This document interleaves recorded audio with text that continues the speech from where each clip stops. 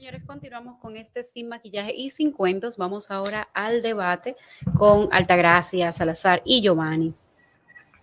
Chicos, y recuerden que nosotros, antes de Odebrecht, habíamos aprobado la ley, habíamos aprobado el acuerdo que prohíbe el soborno transnacional, pero no teníamos una ley, o sea, no había una ley local que asumiera esa figura. No había una ley, por eso no se podía condenar. No, pero había un acuerdo. Y el acuerdo mandaba que hiciéramos una ley local para su aplicación. Sí. Pero lo que pasa es, Giovanni, si algo ha tenido el caso... Antes estás en mute. Creo que Altagracia está en mute, sí. Acuérdese que los acuerdos internacionales están por encima de las leyes locales.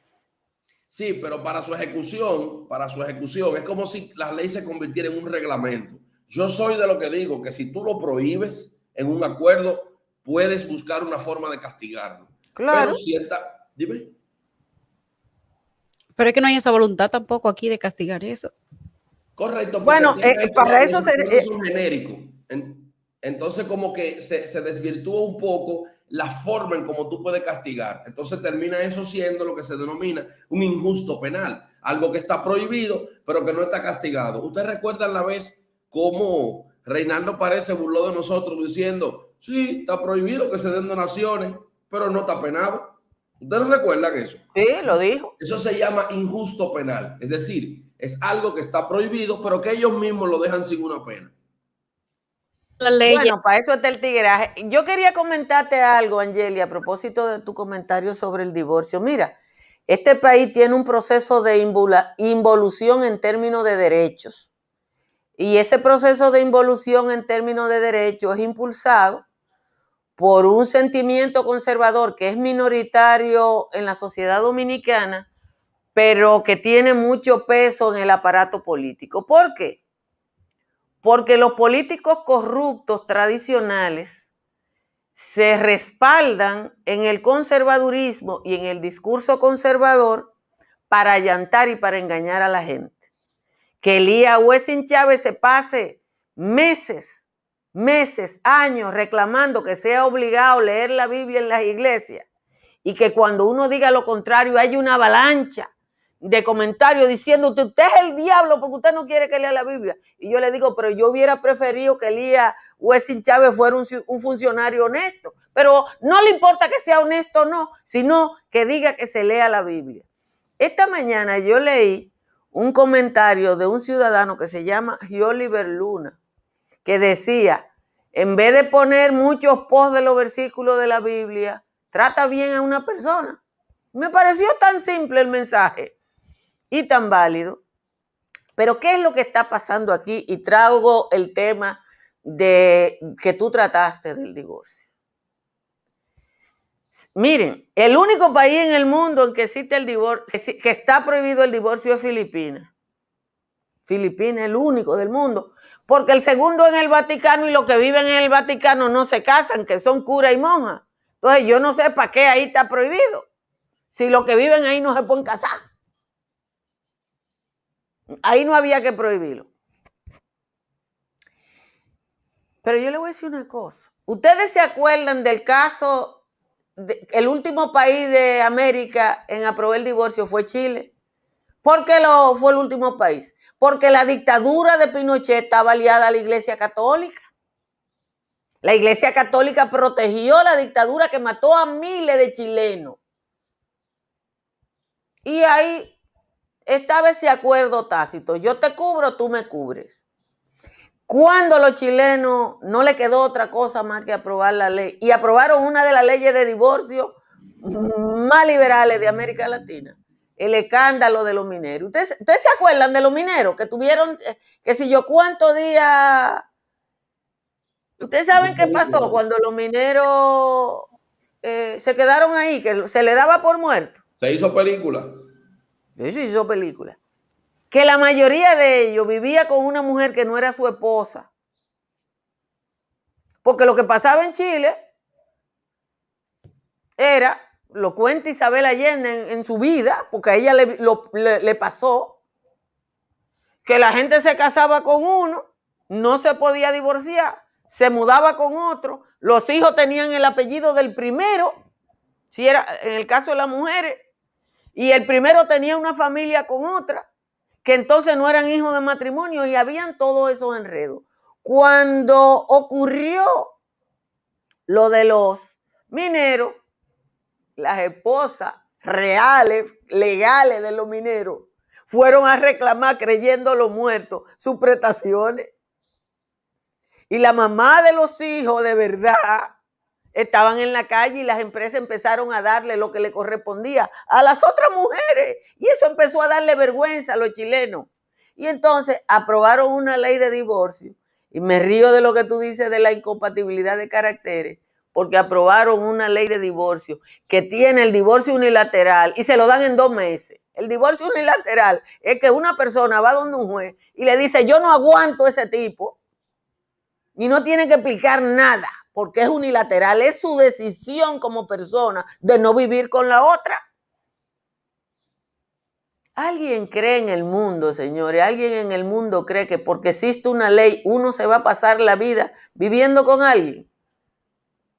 No, hombre, no, uno se tiene que reír y ver hasta dónde nos van a trazar como Estado, porque la verdad es que aquí hay una ola que nos va a llevar a la edad de piedra y que ese tigueraje político, igual que en Chile en su momento, está dispuesto a todo.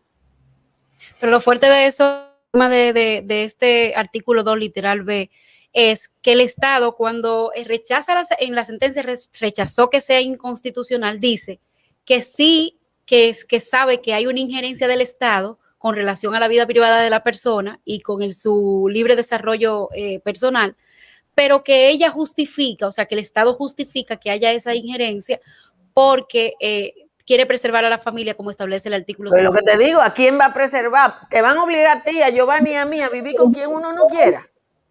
No, no va a pasar. Lo que explicaba justo Pedro Castellano es cómo puede haber una familia si hay uno de los 2 miembros cabeza que simplemente no quiere seguir en esa situación, y que eso debería de ser suficiente para el Estado para dar el divorcio, no que usted vaya y le lleve, mira, aquí fue que le encontré, usted se imagina que le lleven un video, mire cómo fue que le encontré a él, o miren cómo le encontré a ella, o exponer la vida sexual de que esta persona es homosexual y yo la descubrí después de 3 años de matrimonio. O sea, esas son cosas que el Estado no debería de meterse en eso. Pero imagino que esos jueces hacen su novela cada vez que va una persona a divorciarse y le dice cómo fue, cuándo fue, y que le enseñe todas las pruebas, porque también el Código Civil establece que si usted dice, alega algo en la justicia, tiene que demostrarlo. Pero es una pena que este tipo de cosas todavía persistan 84 años después de que se hizo una ley injusta. Mira, hablando de vergüenza, si bien es cierto que a veces tenemos que tender a reforzar figuras jurídicas y procedimientos que son al fin de cuentas garantistas, ¿no?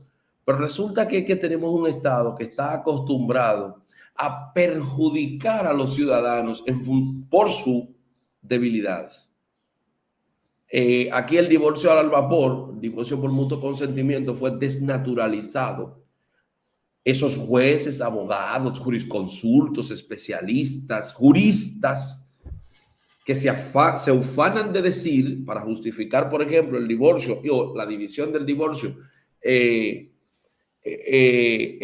tiene un carácter civil, decir, eso es un contrato. Pero esos mismos que establecen y que entienden que es un contrato, te quieren establecer como cláusula pétrea la obligación de que la mujer o el hombre tengan que mantenerse en una farsa para obedecer a criterios y a cánones sociales que ya no son de esta época.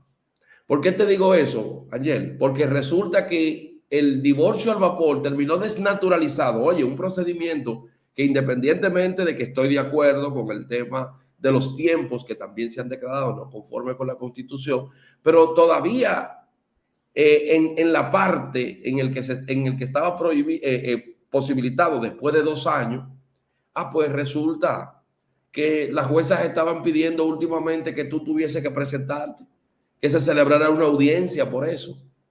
¿Por qué? Bueno, porque tenemos un Estado en donde la falsificación de los actos del Estado civil, de sentencia y de muchísimos tipos de divorcios, se hicieron muchísimos trucos pero eso fue responsabilidad del Estado. No hay un solo oficial del Estado civil preso y sometido por haber emitido un acta del Estado civil declarando o certificando un divorcio sin ese divorcio haberse realizado. Pero lo que sí tenemos es una vulneración de derechos, un ataque frontal hacia el ciudadano, que es el que termina siempre, por algunos creativos que llegan, termina siempre lacerado y agraviado en sus derechos y en sus libertades públicas. Porque aquí, a cualquiera que le dan un pedacito y le dicen tú eres director, entiende que a través de ese pedacito puede afectar sin más ni menos. Y ese es un problema grave que tiene nuestra administración. Y mira que también tenemos los jóvenes, que tienen las mujeres, que tienen todas las minorías, que tiene todo el que no se quiera ajustar al canon social establecido en el siglo XX. Eso es, no es más nada. Eso que ustedes están viendo y el hecho de que eso tenga que ir al Tribunal Constitucional, eso se llama exclusión social. Eso no tiene otro nombre. Exclusión social. Y es una vaina que está en el tuétano de nuestros legisladores, de nuestros jueces. Pero te estoy diciendo, o sea, tú estás hablando de juezas que tú dices, bueno, pero tiene que tener un poquito de adelante, una persona garantista. No, para un divorcio al vapor tiene que subir. Hay que conocer una audiencia, preséntamela. Pero esa es la desnaturalización de un procedimiento que, si bien tenía una parte que no estaba conforme a la Constitución, era un procedimiento garantía porque te servía para hacer la ruptura rápida de un contrato. Óigase el nombre, contrato, es decir, el contrato es que dos gentes se ponen de acuerdo sobre algo, contrato, porque el amor es otra cosa. El amor no es matrimonio. Los sentimientos no se escriben en papel, porque el sentimiento no tiene nada que ver con tinta ni con una firma. Entonces, son cuestiones de locura y eso es lo que vivimos en este proceso de cambio de época y de época de cambio. Tenemos el tráfico, vamos arriba, que Fernando es el hombre.